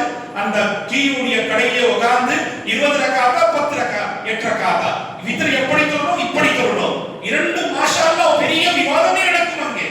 ஆனா அமல் சிஃபர், 0. தாக்கம் உங்களுடைய விவாதத்தில் கிடையாது, தாக்கம் உங்களுடைய அமலிலே இருக்கின்றது. அல்லாஹ்வின் தூதருடைய வாழ்க்கையை நீங்கள் புரட்டி பாருங்கள். அல்லாஹ்வின் தூதருடைய வாழ்க்கையில் ஒரு பெரிய தாக்கம் ஏற்பட்டது என்றால் அவர்களுடைய அமலை கொண்டுதான், அவர்களுடைய நற்குணங்களை கொண்டுதான், அவர்களுடைய நற்குணங்களை கொண்டுதான் அவர்கள் ஒரு பெரிய தாக்கத்தை ஏற்படுத்தினார்கள். சஹாபா பெருமக்களும் அப்படிதான் இல்லையா? அவர்களுடைய பிரச்சாரத்தை விட அவர்களுடைய இவருடைய குழுக்கள் வாங்குதல், வியாபாரம், வணக்க வழிபாடுகளில் ஒரு பெரிய தாக்கத்தை மக்கள் பார்த்தார்கள். ஆனால் இப்பொழுது என்ன, நான் சொல்லுகின்ற செய்தி வேறு, நான் செய்கின்ற அமல் வேறு. ஒரு பெரிய சுப்ஹானல்லாஹ் குழப்பத்தை மக்கள் பார்க்கின்றார்கள். ஷேக் அவர்கள் வணக்க வழிபாடுகளை பற்றி மாஷா அல்லாஹ் அழகான ஒரு பயான் செய்தார்கள். ஆனால் ஷேக் சுன்னா விஷயத்தில் அலட்சியமாக இருப்பார்கள். மக்களும் அப்படிதான் இருப்பாங்க. ஃபர்ஸ்ட் கேட்பாங்க மக்கள், ஷேக் மௌலானா இந்த பிரச்சனைக்கு நீங்கள் ஒரு தீர்வு சொல்லுங்கள். இது வாஜிபா, இது சுன்னாவா? இது கட்டாயமாக நிறைவேற்ற வேண்டுமா, இது சுன்னாவா? இல்லை இது சுன்னா. ஓ சுன்னாவா? சுன்னா, சுன்னாவுடைய சுன்னாவிற்கு முக்கியத்துவமே நம்மிடம் கிடையாது. என்ன நினைக்கின்றோம்? சுன்னதானே ஜி, சுன்னாவை நீங்கள் விடலாம். எப்பொழுது என்றால், சுன்னாவிற்கும் வாஜிபிற்கும் என்ன டிஃபரன்ஸ், வித்தியாசம் என்றால், வாஜிப் சுப்ஹானல்லாஹ் எந்த ஒரு நிலைமையிலும் உங்களால் முடிந்த அந்த சுப்ஹானல்லாஹ் அந்த முறையை கொண்டு நீங்கள் நிறைவேற்ற வேண்டும், இல்லையெனில் உங்களுக்கு தண்டனை. ஆனால் சுன்னா என்றால் என்ன? ஏதாவது ஒரு பிரச்சனை ஏற்பட்டால் அப்போது நீங்கள் விடலாம். நாம் என்ன செய்கின்றோம்? சுன்னா என்றாலே நம்முடைய வாழ்க்கை அது டிலேட். அகீகா என்ன ஷேர்? அகீகா சுன்னாவா வாஜிபா? இல்ல அந்த இமாம் வாஜிப் சொன்னாங்க. இல்லை ஜி, மார்க்க அறிஞர்களுக்கு மத்தியில் அது கருத்து வேறுபாடு. சரியான கருத்து என்னன்னா அது சுன்னா. ஓ ஜஸாக்கல்லாஹ் ஷேர். அதன் பிறகு என்ன? அங்கே உடனே சென்று அல்ஹம்துலில்லாஹ் அகீகா செய்ய தேவையில்லை, நாம் இன்ஷா அல்லாஹ் மற்ற விஷயங்கள் நாம் பார்க்கலாம் இன்ஷா அல்லாஹ். டிலேட். சுன்னா என்றால் ஃபர்ஸ்ட் நம்முடைய வாழ்க்கையில் என்ன செய்கின்றோம்? அது டிலேட் செய்கின்றோம். ஒவ்வொரு சுன்னாவை டிலேட் செய்து என்ன ஆகிவிட்டது நம்முடைய உள்ளங்கள்? எந்த உள்ளத்தில் சுப்ஹானல்லாஹ் சுன்னாவை நாம் கடைபிடிக்க வேண்டும் என்ற ஆர்வம் இல்லையோ அந்த உள்ளத்தில் வல்லாஹி அஸீம் ஒற்றுமை ஏற்படாது. ஒற்றுமையின் ரகசியம் சுன்னாதான். எவ்வளவு நாம் சுன்னாவை கடைபிடிக்கின்றோமோ மாஷா அல்லாஹ். பாருங்க ஜி, மன்ஹஜை பற்றி பேசுவார்கள். ஃபஜ்ருடைய அஸ்கார், சுபூடைய அஸ்கார் ஷேக் தெரியாது, டெய்லி நான் பார்க்கின்றேன் பள்ளிவாசல்களில் இருக்கும், ஆனால் மனப்பாடம் இல்லை ஜி. ஏன் சலஃபுமார்கள் சுபூடைய அஸ்காரை ஓதவில்லையா? மாலை அஸ்கார் அவர்கள் ஓதவில்லையா? முன்பின் சுன்னாக்கள் அவர்கள் தொழவில்லையா? அல்லாஹு அக்பர். அவர்களுடைய வாழ்க்கையில் தாக்கம் ஏற்பட்டது என்றால் இரவு தொழுகையின் மூலம் அவர்கள் தங்களுடைய அமல்களில் ஒரு பெரிய தாக்கத்தை ஏற்படுத்திக் கொண்டார்கள். ததஜாஃபா ஜுனூபுஹும் அனில் மவாஜிஇ யதுஊன ரப்பஹும் ஹௌஃபன் வ தமஆ. அப்படிப்பட்ட சலஃபுமார்கள் இருந்தார்கள். இன்றைய காலத்தில் ஜஸ்ட் விவாதம் தான் பிரச்சனை தான். மார்க்கம் என்ற பெயரிலே அல்லாஹ் பாதுகாக்க வேண்டும், அந்த மார்க்கத்தை நாம் நடைமுறை கொண்டு வரவில்லை, இதுதான் பிரச்சனை. மார்க்கம் என்ற பெயரிலே மார்க்கத்தின் பல பிரச்சாரங்களில் நாம் ஈடுபடுகின்றோம். ஆனால் பிரச்சனை என்ன? அந்த மார்க்கத்தை நாம் நம்முடைய நடைமுறையில் கொண்டு வரவில்லை. நாம் என்ன இருந்த பின்பும் ஷேக் நான் மாஷா அல்லாஹ் கொள்கைவாதி, நான் அஹ்லுல் ஹதீஸ். சலஃபுமார்கள் இப்படி இருந்ததில்லை, இப்படி இருந்ததில்லை, இப்படி இருந்ததில்லை. சலஃபுமார்களுடைய வணக்க வழிபாடுகளும் முன்மாதிரி, சலஃபுமார்களின் கொடுக்கல் வாங்குதலும் முன்மாதிரி. ஆகவே மக்கள் அவர்களுடைய கொள்கையை மனதால் ஏற்றுக்கொண்டார்கள். கொள்கையை பற்றி நாம் பள்ளிவாசலிலே பேசுகின்றோம், வியாபாரத்தில் மோசடி செய்கின்றோம் இல்லையா? இதுதான் ஜி ரியாலிட்டி. இதுதான் பள்ளிவாசலிலே மாஷா அல்லாஹ் அல் குர்ஆன் வஸ் சுன்னா என்று பலமாக நாம் பேசுகின்றோம். வியாபாரத்தில் எங்கே ஜி? வியாபாரத்தில் உண்மை என்ன, அமானியம் எங்கே? அதெல்லாம் இல்லை ஷேர். அது ஜஸ்ட் வேற பிரச்சனை. அது என்ன பிரச்சனை? அது உலக பிரச்சனை. அது உலகம் உள்ளத்தில் இருக்கின்றது, மார்க்கம் நாவில் இருக்கின்றது. அல்லாஹ் பாதுகாக்க வேண்டும். மார்க்கம் நாவில் இருக்கின்றது, உலகம் உள்ளத்தில் இருக்கின்றது. எப்படி உள்ளத்தில் ஒற்றுமை ஏற்படும்? உள்ளத்தில் ஒற்றுமை நாம் ஏற்படுத்த வேண்டும் என்றால் அந்த மார்க்கத்தை நாம் உள்ளத்தில் சுப்ஹானல்லாஹ் கொண்டு வருவதற்கு முயற்சி செய்ய வேண்டும். அதுதான் இமாம் ஷாஃபி அவர்கள் கூறுகின்றார்கள். என்னுடைய கருத்து குர்ஆன் ஹதீஸின் கருத்திற்கு முரண்பாடாக இருந்தால் என்னுடைய கருத்தை நீங்கள் விட்டுவிடுங்கள். நான்காவது இமாம் யாரு? நான்காவது இமாம் அஹ்மத் இவர்களுடைய கருத்து பாருங்கள். அல்லாஹு அக்பர், அல்லாஹு அக்பர். நான்காவது இமாம் அஹ்மத் இப்னு ஹம்பல் ரஹிமஹுல்லாஹ் அவர்கள் கூறுகின்றார், கவனமாக கேளுங்கள். அல்லாஹு அக்பர். இமாம் அஹ்மத் இப்னு ஹம்பல் இவர்களுடைய ஒரு லகப் இருக்கின்றது, இமாம் அஹ்லி சுன்னஹ் வல் ஜமாஅஹ். 241 இவர்கள் மரணித்தார்கள், 3ஆம் நூற்றாண்டிலே. மிகச் சிறந்த ஒரு மார்க்க அறிஞர். இவர்களுடைய காலத்திலே மாஷா அல்லாஹ் சுன்னாவுடைய பல புத்தகங்கள் எழுதப்பட்டன. ஹதீஸுடைய முதல் புத்தகம் எது? ஹதீஸுடைய முதல் புத்தகம் எது? சொல்லுங்க இளைஞர்களே. ஜி பாரக்கல்லாஹு ஃபீக். சொன்னாங்க அல்லாஹ் யுபாரிக் ஃபீக் ஷேக். பாரக்கல்லாஹு ஃபீக் யா அخي. மாஷா அல்லாஹ். இமாம் மாலிக்குடைய புத்தகம் அல் முஅத்தா, ஹதீஸ் உடைய மாஷா அல்லாஹ் வரலாற்றிலே மைதானத்திலே முதல் புத்தகம் எழுதப்பட்ட முதல் புத்தகம் வந்து அல் முஅத்தா, இமாம் மாலிக்குடைய புத்தகம். இமாம் அஹ்மதுடைய காலத்திலே மாஷா அல்லாஹ் ஹதீஸில் பல புத்தகங்கள் எழுதப்பட்டன. ஆகவே இமாம் அஹ்மதுடைய லகப் என்ன? இமாம் அஹ்லி சுன்னஹ் வல் ஜமாஅஹ். இவர்கள் என்ன கூறுகின்றார்கள் என்று தெரியுமா? கவனமாக கேளுங்கள். லா துகல்லித்னி ولا تقلد مالكا ولا الشافعية ولا الأوزاعية ولا الثوري فخذ من حيث أخذوا فخذ من حيث أخذوا. الله أكبر. அவருடைய கருத்து என்ன என்று தெரியுமா? இமாம் அஹ்மத் இப்னு ஹம்பல் அவர்கள் கூறுகின்றார்கள், மக்களே நீங்கள் என்னை கண்மூடித்தனமாக பின்பற்றாதீர்கள். தக்லீத். இந்தியாவிலே மக்களுக்கு தெரியும் இந்த வார்த்தை தக்லீத். மல் ஃபர்கு பைன தக்லீத் வல் இத்திபா. ஒரு வார்த்தை நாம் கூறுகின்றோம் இத்திபா, இதாஅ. மற்றொரு வார்த்தை தக்லீத். இரண்டிற்கும் ஒரு வேறுபாடு என்ன? இத்திபா இதாஅ என்றால் முற்றிலும் குர்ஆன் ஹதீஸின் அடிப்படையில் ஒருவரை பின்பற்றுகிறது. அல்லாஹ்வையும் தூதரையும் நாம் பின்பற்றுகின்றோம் என்றால் ஆதாரங்களின் அடிப்படையில் நாம் தூதரை பின்பற்றுகின்றோம். அதற்கு இதாஅ இத்திபா என்று நாம் கூறுவோம். தக்லீத் என்றால் மார்க்க அறிஞர்கள் கூறுகின்றார்கள், மோஸ்ட்லியா இந்தியாவிலே தக்லீத் என்றால் அத்தக்லீதுல் அமா, கண்மூடித்தனமாக ஒருவரை பின்பற்றுவது. ஷேக் சொல்லுங்க, இது ஹராம் ஜி, இது சுன்னா ஜி, இது வாஜிப் ஜி. வாஜிபிற்கு என்ன ஜி ஆதாரம்? ஹராமிற்கு என்ன ஆதாரம்? இந்த ஹராமிற்கு ஆதாரம் கேட்டால் ஒரு ஆலிமை நீங்கள் இழிவுபடுத்துகிறீர்களா? இந்த கேள்வியை கேட்கக்கூடாது. ஒரு கூட்டம். இங்கே என்ன பிரச்சனை?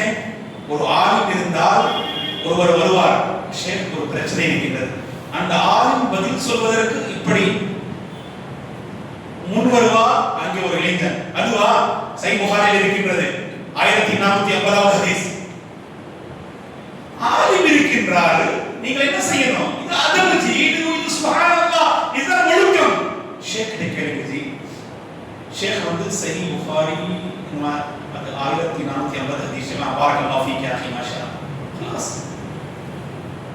அங்கே வந்து ஆதாரமே கேட்க கூடாது. இங்க ஆதாரம் கேட்டால் வந்து ஆலிம் முன் வந்தா அந்த ஆலிமுக்கு என்ன செய்கிறார்? ஷேக் என்ன தெரியும்? எனக்கு அந்த சுப்ஹானல்லாஹ் அந்த நம்பரோடு நான் சொல்வேன், அந்த 4 5 நம்பர் தான் உங்களுக்கு தெரியும். என்ன நான் மாஷா அல்லாஹ் காசி, நான் முஃப்தி என்று மக்களுக்கு மத்தியில் பிரச்சாரம் செய்கிறார். அல்லாஹ் பாதுகாக்கணும், அல்லாஹ் பாதுகாக்கணும். ஆகவே எல்லாம் வல்ல அல்லாஹ்வின் அடியார்களே, இமாம் அஹ்மதுடைய கருத்தை பாருங்கள். லா துகல்லித்னி, நீங்கள் என்னை கண்மூடித்தனமாக பின்பற்றாதீர்கள், என்னையும் பின்பற்றாதீர்கள், இமாம் ஷாஃபி மாலிகையும் நீங்கள் பின்பற்றாதீர்கள், இமாம் ஷாஃபிஈயையும் நீங்கள் பின்பற்றாதீர்கள், இமாம் அவுஸாஇயை நீங்கள் பின்பற்றாதீர்கள், இமாம் சுஃபியான் அஸ்-ஸௌரி மிகப்பெரிய மார்க்க அறிஞர் முஹத்திஸ், இவரையும் நீங்கள் பின்பற்றாதீர்கள். இறுதியிலே இவர்கள் கூறுகின்றார்கள், ஃபஹுஸ் ஃபஹுஸ் ஃபஹுஸ் மின் ஹைஸு அஹஸு. இந்த உலமா பெருமக்கள், இந்த ஐமாக்கள் இந்த மார்க்கத்தை எங்கிருந்து பெற்றுக்கொண்டார்களோ அங்கிருந்து நீங்கள் பெற்றுக்கொள்ளுங்கள். அல்லாஹ், இந்த உலமா பெருமக்கள் எங்கிருந்து இந்த மார்க்கத்தை கற்றுக்கொண்டார்களோ நீங்களும் அங்கிருந்து என்ன செய்யுங்கள்? அந்த மார்க்கத்தை கற்றுக்கொள்ளுங்கள். தீர்வு இதுதான் ஜி. ஒற்றுமை இன்ஷா அல்லாஹ் ஏற்படும் உள்ளங்களில். நீங்கள் என்னை பின்பற்றாதீர்கள், நான் உங்களை பின்பற்ற மாட்டேன். நீங்களும் நானும் அல்லாஹ் அல்லாஹ்வையும் தூதரையும் பின்பற்ற வேண்டும். ஜஸ்ட் خلاص. என்னுடைய ஒரு கருத்து, நீங்கள் மாஷா அல்லாஹ் ஷேக், நீங்கள் ஜுமாவுடைய உரையிலே ஒரு மசாலாவை குறிப்பிடும் பொழுது அதை நீங்கள் ஜாயிஸ் அனுமதிக்கப்பட்ட ஒரு விஷயம் என்று சொன்னீங்க. என்னுடைய கல்வியை கொண்டு அது சரி அல்ல ஷேக். இதுதான் ஒரு ஹதீஸ், நீங்க பாருங்க அது சரியான ஹதீஸா, இந்த ஹதீஸ்ல அனுமதிக்கப்படாத ஒரு விஷயம் என்று வருகின்றது. உங்களுக்கு தெரியுமா? நாளை இது கிடையாது ஜி, நான் உங்களை என்ன செய்யணும், கண்ணியப்படுத்தணும். அந்த ஹதீஸ் என்னுடைய நாலேஜ்லே கிடையாது. அல்லாஹு அக்பர். நீங்கள் ஒரு மார்க்க அறிஞரிடம் அந்த ஹதீஸை நீங்கள் கற்றுக்கொண்டீர்கள். எனக்கு தெரியாத அந்த ஹதீஸ் நான் என்ன செய்தேன், மிம்பரிலே இந்த ஜும்மாவிலே அந்த அனுமதிக்கப்பட்ட ஒரு விஷயம் என்று கூறிவிட்டு வருகின்ற ஜும்மாவிலே நான் என்ன செய்ய வேண்டும், இது அமானிதம், இது அமானிதம். இது வரக்கூடிய ஜும்மாவிலே நான் சென்ற ஜும்மாவில் ஒரு மஸ்அலாவை உங்களுக்கு மத்தியில் எடுத்து வைக்கும் பொழுது நான் ஜாயிஸ் என்று கூறிவிட்டேன். அது ஜாயிஸ் அல்ல, அது அனுமதிக்கப்படாத ஒரு விஷயம் என்று. அது சுப்ஹானல்லாஹ், அந்த ஹதீஸின் அடிப்படையில் எடுத்து வைங்க. இதுதான் ஒற்றுமையின் சுப்ஹானல்லாஹ் அடையாளம். இங்குதான் பிரச்சனை. என்ன பிரச்சனை? நான் ஒரு விஷயத்தை கூறிவிட்டால் خلاص, அதில் எந்த ஒரு மாற்றமும் வராது. என்னுடைய உள்ளத்தில் ஒரு சத்தம் வருகின்றது, என்னுடைய உள்ளத்தில் ஒரு சத்தம் வருகின்றது. ஓ மனிதனே, நீங்கள் சொல்லக்கூடிய கருத்து அது தவறாக இருக்கின்றது, தவறாக இருக்கின்றது, தவறாக இருக்கின்றது. நஃப்சுல் சுப்ஹானல்லாஹ் யானி லவ்வாமா, அந்த விஷயத்தை பகிர்ந்து கொண்டாலும் இல்லை, அந்த சத்தத்தை நாம் கேட்பது கிடையாது. என்னுடைய பிரஸ்டீஜ், என்னுடைய ஈகோ ப்ராப்ளம். அல்லாஹ் மன்னிக்க வேண்டும், அல்லாஹ் மன்னிக்க வேண்டும். எல்லாம் வல்ல அல்லாஹ் இந்த அடியார்களே, வாங்க எப்போ 8 மணிக்கு வாங்க. எப்போ நான் முடிக்கணும்? 55 முடிக்கலாம். ஜஸாக்கல்லாஹ் ஹைர், பாரக்கல்லாஹ் ஃபீக்.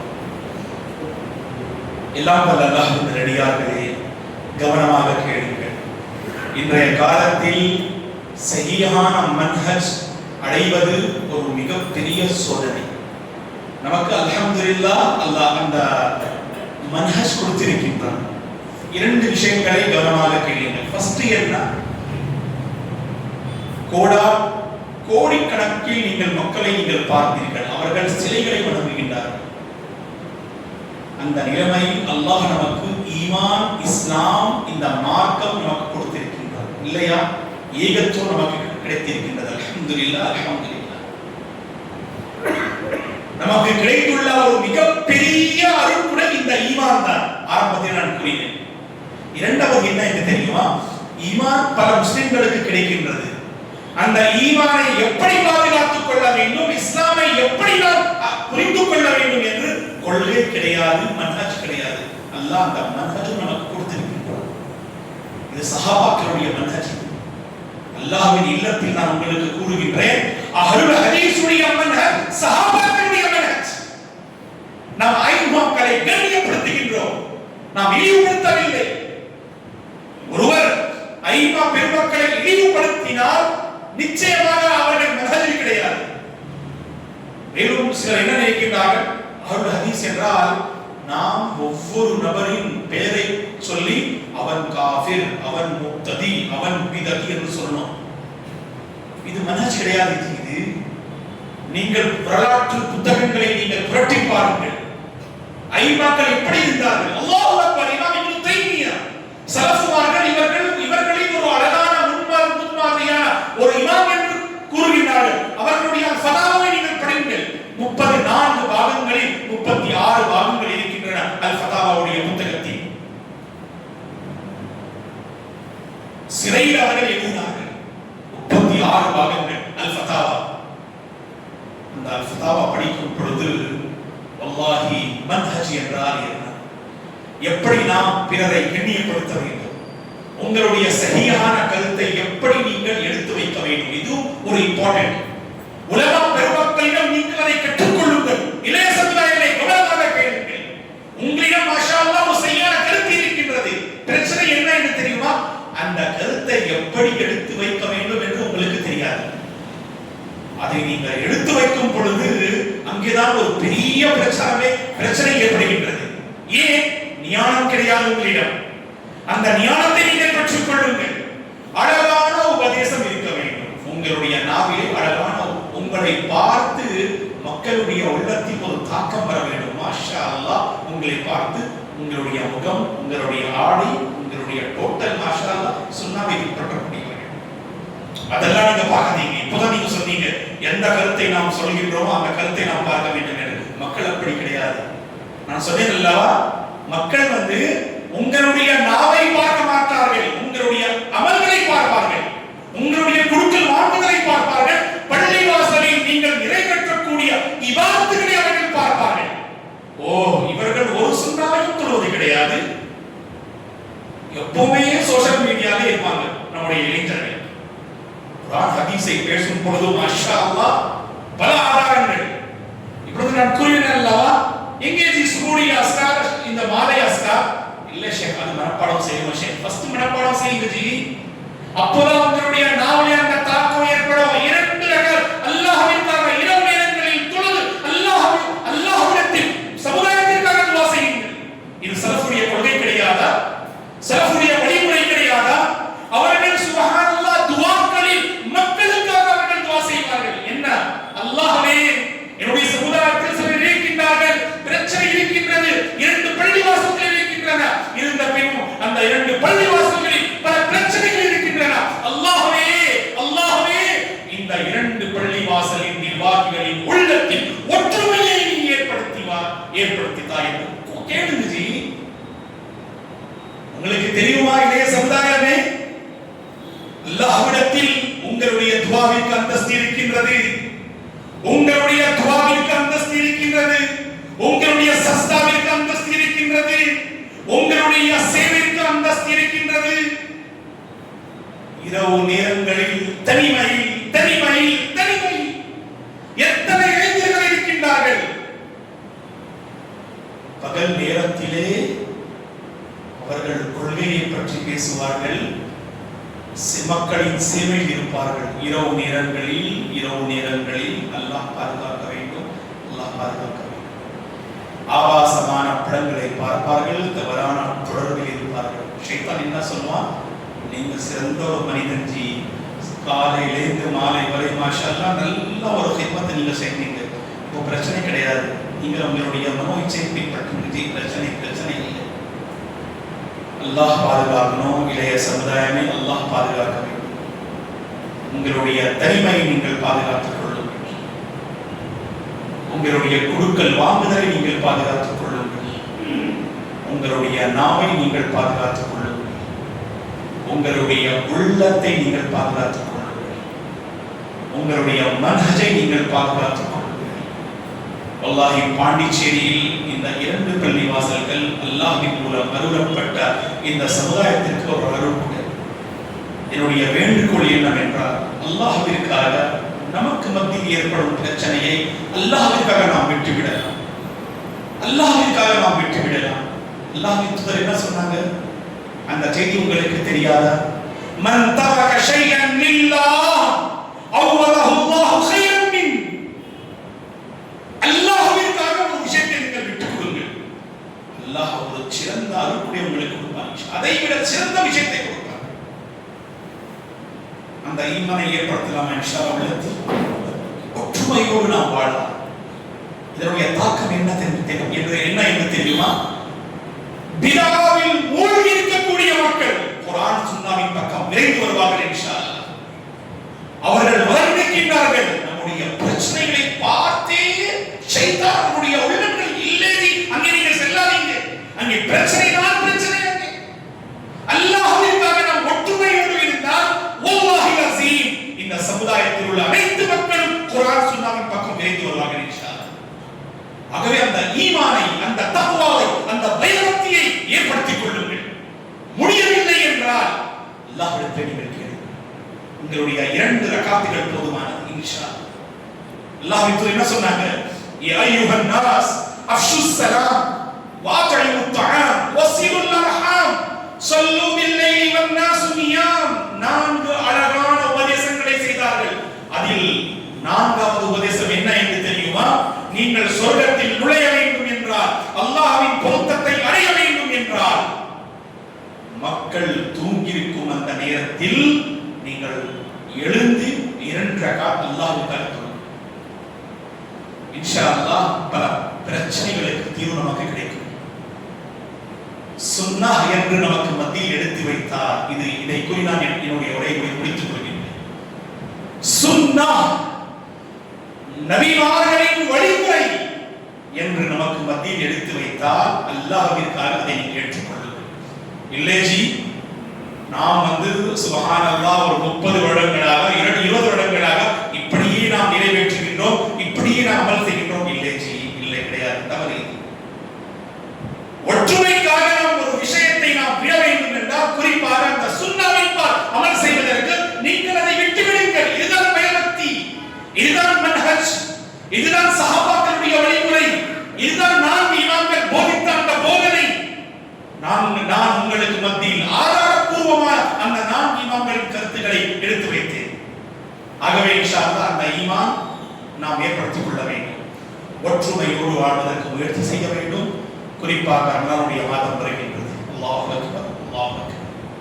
ரமலானுடைய மாதம் வருகின்றது. ரமலானுடைய மாதத்தை ஷேக் ஒரே ஒரு சென்டென்ஸ்ல நீங்க சொல்லுங்க ஷேக் என்று நீங்கள் என்னிடம் கூறினால் நான் சொல்வேன், ரமலானுடைய மாதம் நம்முடைய உள்ளங்களை தூய்மைப்படுத்துவதற்காக வருகின்றது. நம்முடைய உள்ளங்களை தூய்மைப்படுத்துவதற்காக ரமலானுடைய மாதம் வருகின்றது. இன்ஷா அல்லாஹ் நமக்கு ஹிதாயத் கிடைக்கும். நம்முடைய சமுதாயத்தில் குறிப்பாக நம்முடைய சஃப்களில் வரிசைகளில் அல்லாஹ் ஒற்றுமை ஏற்படுத்துவான் இன்ஷா அல்லாஹ். ரமலானுடைய மாதத்தில் அதிகமான முறையில் அல்லாஹ்வை நினைவு கூறுங்கள். அல்லாஹ்விற்காக நோன்பை நீங்கள் அல்லாஹ்விற்காக அவனுடைய திருப்தியை பெற்றுக் கொள்வதற்காக அதை நீங்கள் முழுமையான முறையில் நிறைவேற்றுவதற்கு முயற்சி செய்யுங்கள். குறிப்பாக குர்ஆனை நீங்கள் சரியான முறையில் ஓதுவதற்கு கற்றுக்கொள்ளுங்கள் இன்ஷா அல்லாஹ். சுபஹுடைய அஸ்காரும் மாலையுடைய அஸ்காரும் தொழுகைகள் உறுப்பின் சுன்னாவை நாம் இன்ஷா அல்லாஹ் கடைபிடிக்க வேண்டும். அல்லாஹ் நம் அனைவர்களுக்கும் சஹீஹான மன்ஹஜில் மரணம் வரும் வரை இருப்பதற்கு அல்லாஹ் பாக்கியம் தந்தருள்வானாக. குறிப்பாக ஒற்றுமையோடு வாழ்வதற்கு அல்லாஹ் நம் அனைவர்களுக்கும் பாக்கியம் தந்தருள்வானாக. ஆமீன். இறுதியிலே இன்ஷா குறிப்பாக பள்ளிவாசலின் நிர்வாகிகள், இமாம் சாஹிப் அவர்கள், மேலும் ஜமியத் அஹ்லுல் ஹதீஸ் வல் குர்ஆனுடைய சுப்ஹானல்லாஹ் நிர்வாகிகள், உங்கள் அனைவர்களுக்கும் மிக்க நன்றியை நான் தெரிவித்துக் கொள்கின்றேன். அல்ஹம்துலில்லாஹ், மக்ரிப் முதல் இஷா வரை இந்த ஒரு முக்கியமான தலைப்பு மன்ஹஜ் என்ற பெயரிலே குறிப்பாக இன்றைய காலத்தில் பல அமைப்புகள், பல கூட்டங்கள் இருக்கின்றன. இன்றைய காலத்தில் நாம் எப்படி ஒற்றுமையோடு வாழ வேண்டும், இதனுடைய அவசியம் முக்கியத்துவம் என்ன என்ற தலைப்பின் கீழ் பல முக்கியமான விடயங்களை நாம் தெரிந்து கொண்டோம். அல்ஹம்துலில்லாஹ், அல்லாஹ் நம் அனைவர்களுக்கும் அமல் செய்வதற்கு பாக்கியம் தந்தருள்வானாக. ஆமீன். குலு கௌலி ஹாதா வஸ்தக்ஃபிருல்லாஹ் லி வ லக்கும் வ லிஸாயிரில் முஸ்லிமீன மின் குல்லி தம் ஃபஸ்தக்ஃபிருஹு இன்னஹு கஃபூர் ரஹீம். வஸ்ஸலாமு அலைக்கும்.